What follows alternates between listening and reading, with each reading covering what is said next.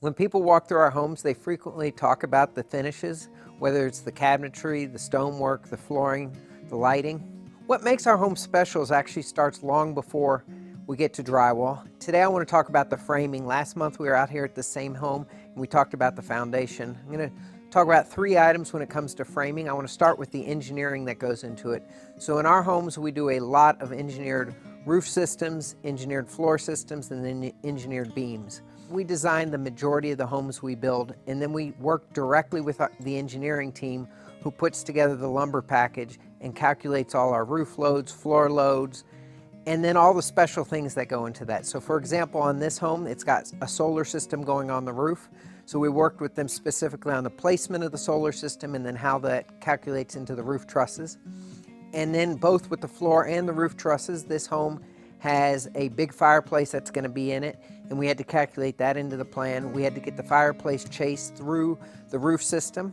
And then the last thing, almost all of our homes today have these really oversized islands with lots of granite or quartz countertops.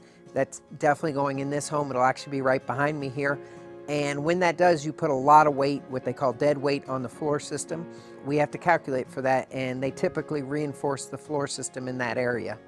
So that's the first thing I wanted to mention, is all the engineered systems that we work directly with the engineers on. Second thing we always do is, as a design build firm, we then go to all of our subcontractors who are going to be coming in later. I mentioned the fireplace, but in this case, there's plumbing, electrical, all the different things that need to go in, the heating and air systems. In a lot of homes, they just come in after the house is framed up. They look at the situation, what's there, and say, well, I'll put the pipes here.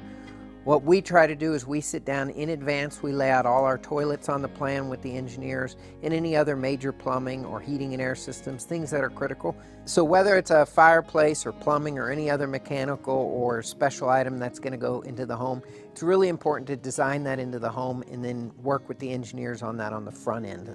The last thing I want to talk about is things that we optionally upgrade for our clients. Frequently, like this home, this home's been built with 2x6 walls. It's not absolutely required by code or anything like that. A code minimum generally is a 2x4 wall in most places, but here we did 2x6 walls.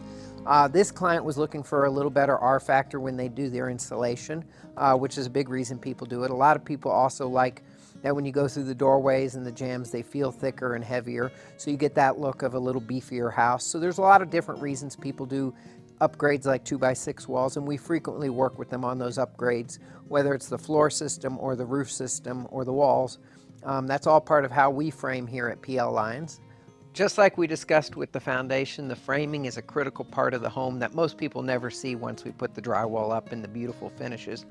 If you want to talk more about the details that go into a PL Lyons home, we'd love to talk to you about your project.